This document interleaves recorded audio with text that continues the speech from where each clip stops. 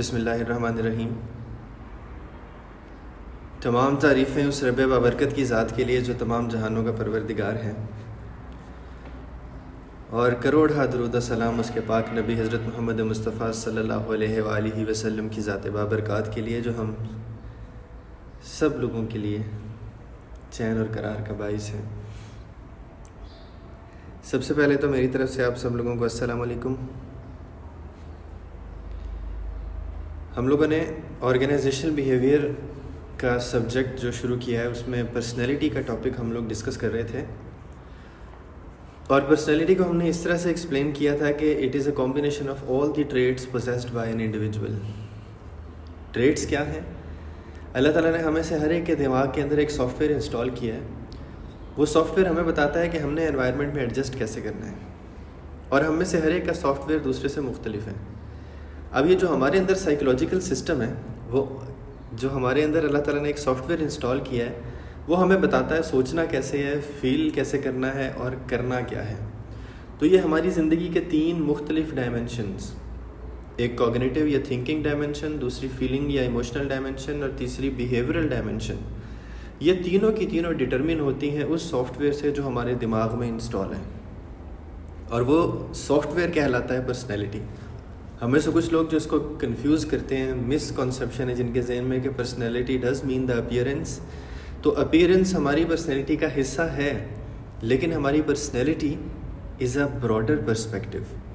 अब हमने पहनना क्या है, दिखना कैसा है, ये भी हमारे दिमाग में जो सॉफ्टवेयर इंस्टॉल है वही गाइड करता है। तो अब जो हमारी पर्सनैलिटी है, इस पर्सनैलिटी को हम डिस्क्राइब करते हैं, दूसरों को बताते हैं कुछ कैरेक्टरिस्टिक्स, कुछ क्वालिटीज़ को जहन में रखते हुए।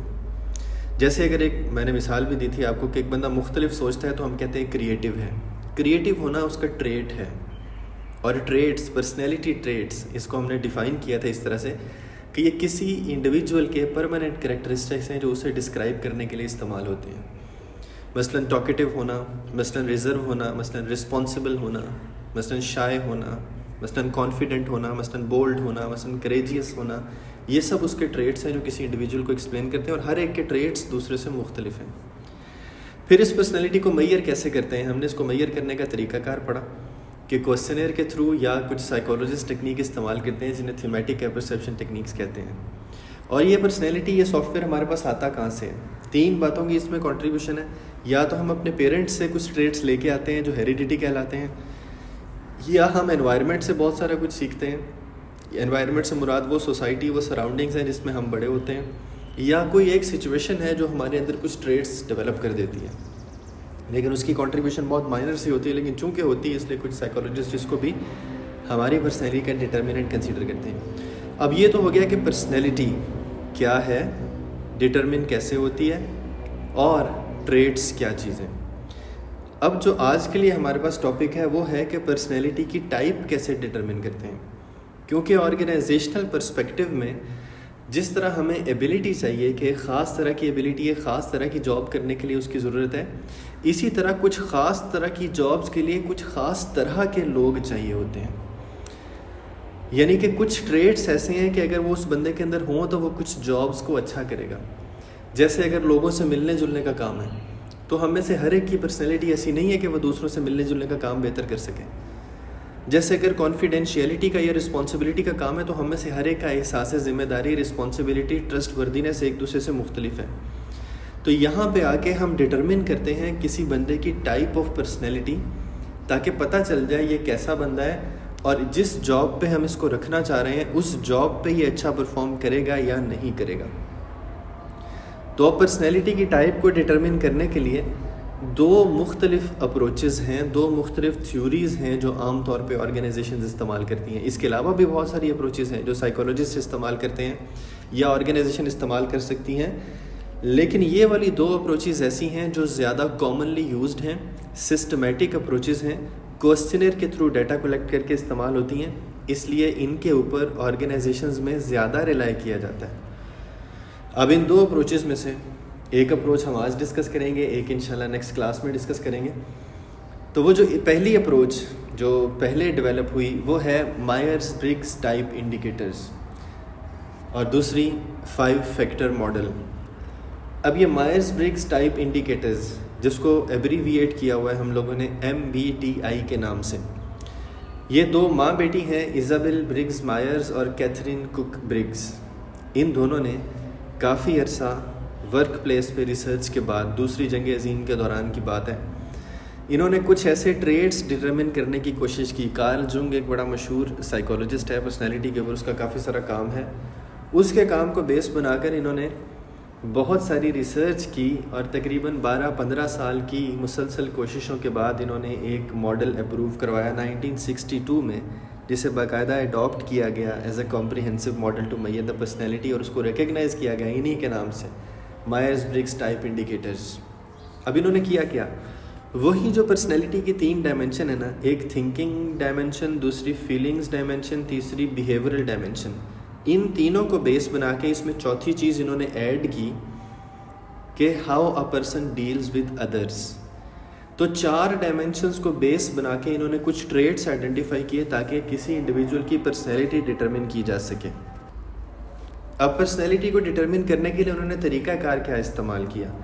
पहले मॉडल को डिस्कस करने से पहले मैं आपको एक छोटी सी मिसाल दूंगा, उससे हमारे जहन में एक कॉन्सेप्ट क्लियर हो जाएगा। एक हम लफ्ज़ इस्तेमाल करते हैं पर्सनैलिटी ट्रेट एक्स्ट्रावर्ट, ये सामने लिखा भी हुआ है आपके, लेकिन अभी हम इस एक्स्ट्रावर्ट को नहीं एक्सप्लेन कर रहे। एक्स्ट्रावर्ट का हम एक लफ्ज़ इस्तेमाल करते हैं और एक्स्ट्रावर्ट से मुराद है ऐसा बंदा जो बहुत ज़्यादा घुलने मिलने वाला है, सोशल है, दूसरों के साथ इजी फील करता है, लोगों के साथ मिलजुल के काम करता है, सेंटर ऑफ अटेंशन उसे बढ़ना पसंद है, टॉकेटिव है, आइडियाज़ शेयर करता है। अब देखो, किसी भी बंदे की पर्सनैलिटी को एक्सप्लेन करने के लिए ना हम तरतीब लगा लेते हैं कि तरतीब में पहली सीढ़ी है एक्सट्रोवर्ट। जैसे ही हम किसी बंदे के बारे में लफ्ज़ बोलेंगे ना कि दिस पर्सन इज़ एक्सट्रोवर्ट, तो this is first order trait, कि ये तरतीब में ऑर्डर में पहला ट्रेट है कि this person A is extrovert. और इस एक्सट्रोवर्ट होने की पता कैसे चला, सेकंड ऑर्डर ट्रेट्स तरतीब में दूसरे ट्रेट हैं। जिस तरह दरख्त का एक तना है और आगे शाखें हैं ना, तो ये तना फर्स्ट ऑर्डर ट्रेट है और शाखें सेकंड ऑर्डर ट्रेट है। इसी तरह एक्सट्रोवर्ट होना उसका फर्स्ट ऑर्डर ट्रेट है, और उस फर्स्ट ऑर्डर ट्रेट के सेकंड ऑर्डर ट्रेट्स या शाखें कौन सी हैं, वो टॉकेटिव होगा, वो शेयरिंग होगा, वो घुल मिल के रहने वाला होगा, वो सोशल होगा, वो असर्टिव होगा, दूसरों के साथ मिलजुल के काम इजीली कर लेगा। ये हो गया एक्सट्रोवर्ट। और इसका अपोजिट है इंट्रोवर्ट।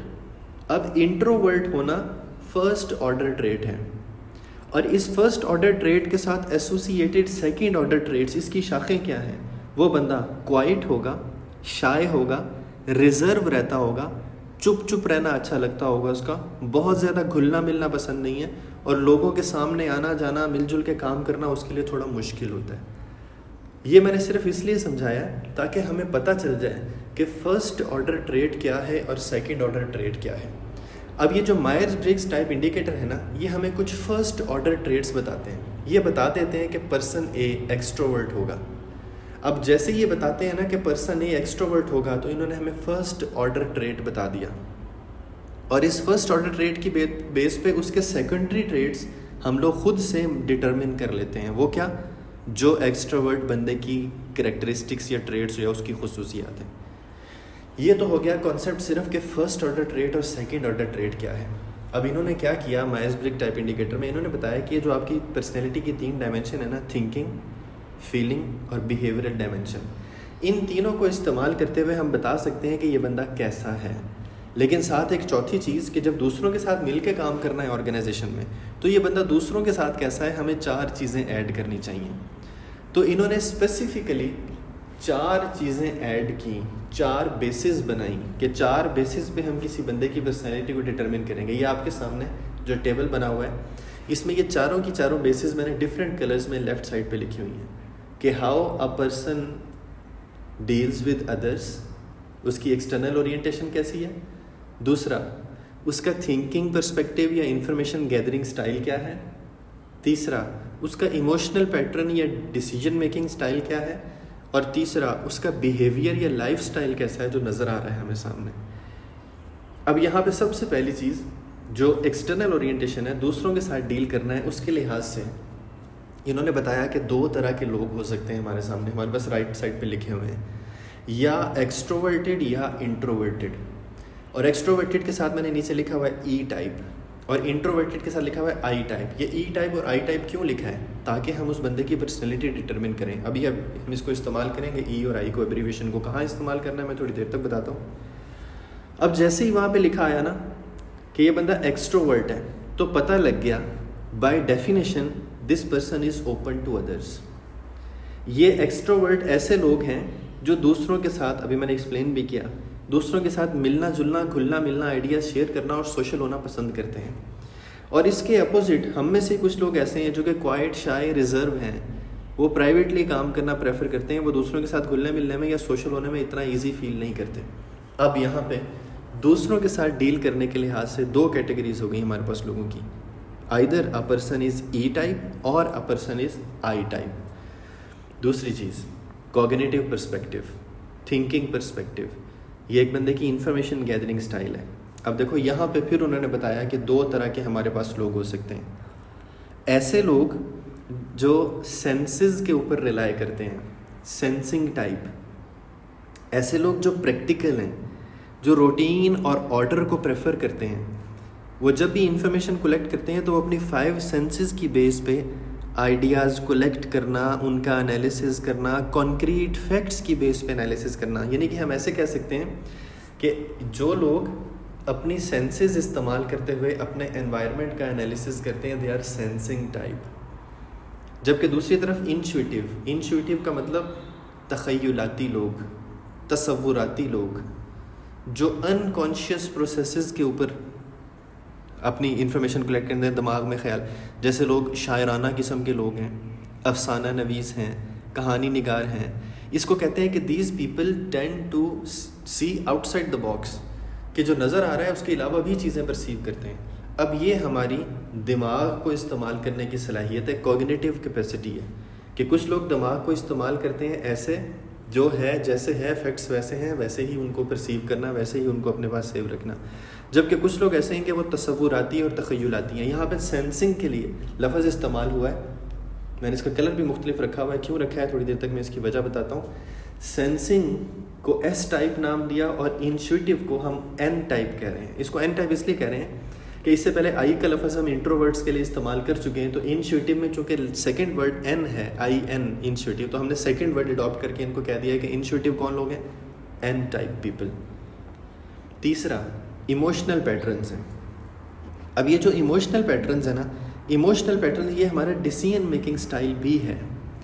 अब हम में से वो सारे के सारे लोग जो डिसीजन मेकिंग करते हैं, हम इसको कह सकते हैं जो दिमाग से फैसले करते हैं, सोच के फैसले करते हैं ना, वो है थिंकिंग टाइप। दिमाग से फैसले करने वाले, रीज़न, लॉजिक इस्तेमाल करना, प्रॉब्लम्स को हैंडल करना, हर चीज़ के बारे में डाटा कलेक्ट करना, रैशनल एनालिसिस करना, आर्गुमेंट्स की बेस पे, रीजनिंग की बेस पे किसी भी चीज़ का इवैल्यूएशन करना। मतलब जब भी रैशनल डिसीजन मेकिंग कर रहे हैं ना, रैशनल डिसीजन मेकिंग कर रहे हैं, तो वो थिंकिंग टाइप है। नीचे लिखा हुआ है टी टाइप। और दूसरी तरफ ऐसे लोग जो जज्बाती हैं, जो कि दिल से फैसले करने वाले हैं, पर्सनल वैल्यूज़ और इमोशंस की बेस पे डिसीजन मेकिंग करते हैं। वो कहते हैं यार आपने ऐसा क्यों किया, बस मेरा दिल किया मैंने कर लिया। मतलब उन्होंने सिचुएशन का कॉस्ट बेनिफिट एनालिसिस नहीं किया, डिसीजन ले लिया। कहाँ से? दिल से फैसला लिया। ऐसे लोग वार्म किस्म के होते हैं, एम्पैथेटिक होते हैं, फॉरगिविंग होते हैं, दिल के फैसलों पे चलने वाले होते हैं। इसके लिए लफ्ज़ इस्तेमाल किया इन्होंने एफ टाइप, फीलिंग टाइप। और चौथी डायमेंशन जो है बिहेवियर, जो बिहेवियरल डायमेंशन है, और बिहेवियर या आपके एक्शन रिएक्शन या आप रहते किस तरह से हो। हम में से कुछ लोग ऐसे होते हैं कि वो जब ज़िंदगी गुजार रहे हैं ना, तो वो हर काम एक तरतीब से करते हैं, ऑर्डर स्ट्रक्चर में करते हैं। मसलन हो सकता है हम में से भी कोई ऐसा होगा, खुदा न खास्ता घर गया है तो जूते उतार के अपनी जगह पे रखे हैं, बैग किताबें उसकी जगह पे रखी हैं, टॉवल उसकी जगह पे रखते हैं, सॉक्स उतारते हैं तो उसकी जगह पे रखते हैं। जबकि हम में से कुछ ऐसे लोग हैं, घर जाते हैं जो चीज़ जहाँ मिली फेंक दी। कभी टॉवल नहीं मिल रहा, कभी शूज़ नहीं मिल रहे, कभी बुक नहीं मिल रही, कभी फलां चीज़ नहीं मिल रही। अब ऐसे लोग जिनके लाइफस्टाइल में तरतीब है, ऑर्डर है, उनका लाइफस्टाइल स्ट्रक्चर्ड है, वो रूल्स रेगुलेशन डेडलाइंस को फॉलो करते हैं, प्लानिंग करते हैं, फिर उसके हिसाब से चलते हैं, वो जजिंग टाइप है, जजिंग या जे टाइप।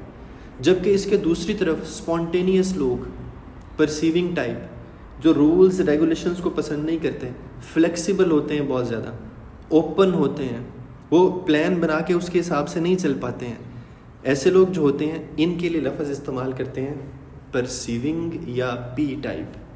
अब ये इनके मॉडल में 3 चीज़ें आ गई, पर्सनैलिटी की डायमेंशन और एक दूसरों के साथ कैसा है वो बंदा, दूसरों के साथ कैसा है उसके लिहाज से या एक्सट्रोवर्ट होगा या इंट्रोवर्ट, सोचना कैसे है, दिमाग से सोचने वाला है या तख़य्युलाती है, सेंसिंग या इंट्यूटिव, वो डिसीजन मेकिंग कैसे करता है, दिमाग से या दिल से, दिमाग से फैसले करता है तो थिंकिंग, दिल से फैसले करता है तो फीलिंग टाइप, और वो स्ट्रक्चर्ड है, ऑर्गेनाइज्ड है या फ्लेक्सिबल है, अगर स्ट्रक्चर्ड है तो जजिंग और अगर फ्लेक्सिबल है तो वो परसीविंग टाइप है।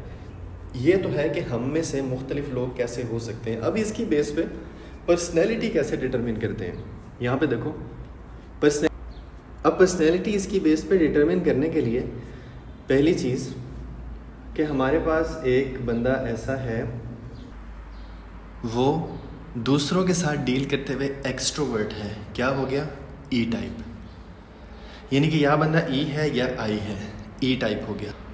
दूसरा, वो इंफॉर्मेशन प्रोसेसिंग के लिहाज से या कॉग्निशन या थिंकिंग के लिहाज से हम में से एक बंदा या सेंसिंग टाइप हो सकता है, एस टाइप, या इंट्यूटिव, एन टाइप हो सकता है। तो हमने एज्यूम किया कि हम में से एक बंदा एस टाइप है। अब देखो वही बंदा एक्सट्रोवर्ट है, एस टाइप है, जब डिसीजन मेकिंग या इमोशंस की बात आई तो पता चला वो बंदा दिमाग से फैसले करता है, तो क्या निकला, थिंकिंग, टी टाइप। और इसी तरह जब उसके लाइफस्टाइल या बिहेवियर की बात की तो पता चला कि ये स्ट्रक्चर्ड है, रूटीन और तरतीब को पसंद करता है, ऑर्गेनाइज्ड है बहुत ज़्यादा, तो क्या निकला, जे टाइप। अब एक ही बंदा ई एस टी जे है, ये ई एस टी जे एक पर्सनैलिटी टाइप है। यहाँ पे MBTI के लिहाज से जब पर्सनैलिटी की टाइप्स डिटरमिन करते हैं तो ESTJ एक पर्सनैलिटी टाइप है कि ये बंदा एक्सट्रोवर्ट है, सेंसिंग है, थिंकिंग है और जजिंग है। उससे हम उस बंदे की पर्सनैलिटी के बारे में ओवरव्यू ले लेते हैं कि इसके सेकंड ऑर्डर ट्रेड्स क्या होंगे, क्योंकि इसके फर्स्ट ऑर्डर ट्रेड्स ये निकल आए, एक्सट्रोवर्ट, सेंसिंग, थिंकिंग और जजिंग। इसी तरह हम में से एक बंदा ऐसा हो सकता है कि जब वो दूसरों के साथ डील करता है तो वो इंट्रोवर्ट है बहुत ज़्यादा, आई टाइप, उसके सोचने का स्टाइल इंट्यूटिव है, एन टाइप, उसका डिसीजन मेकिंग स्टाइल बहुत ज़्यादा जज्बाती है, एफ टाइप, और उसकी ज़िंदगी लाइफस्टाइल वो प्रेफर करता है फ्लेक्सिबिलिटी को, पी टाइप, INFP।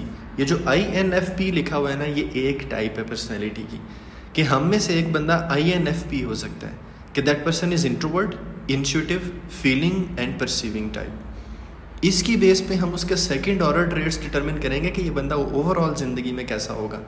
या इसी तरह से एक बंदा, तीसरी मिसाल में लिखा हुआ है, एक्सट्रोवर्ट हो सकता है, इंट्यूटिव हो सकता है, थिंकिंग टाइप और जजिंग टाइप। यानी कि 4 और 4 इस तरफ, ये सारी की सारी मिला के हमारे पास 4 into 4 16 टाइप्स ऑफ पर्सनैलिटी हो सकती हैं। और वो 16 टाइप ऑफ पर्सनैलिटी बनती किस बेस पे है, इन 8 फर्स्ट ऑर्डर ट्रेड्स की बेस पे। और ये जो 8 फर्स्ट ऑर्डर ट्रेड्स हैं, ये सारे के सारे पेयर्स ऑफ ट्रेड्स हैं, कंबाइंड इन 4 डिफरेंट डायमेंशंस।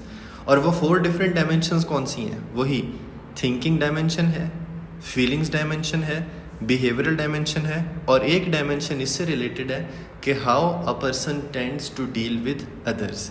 इस तरह ESTJ, INFP, ESTJ, ENTP, ENFP, INFJ, मुख्तलिफ करके 16 तरह की पर्सनैलिटी टाइप्स हैं, जिनमें से हर एक के करेक्टरिस्टिक्स या सेकंड ऑर्डर ट्रेड्स दूसरे से मुख्तलिफ हैं।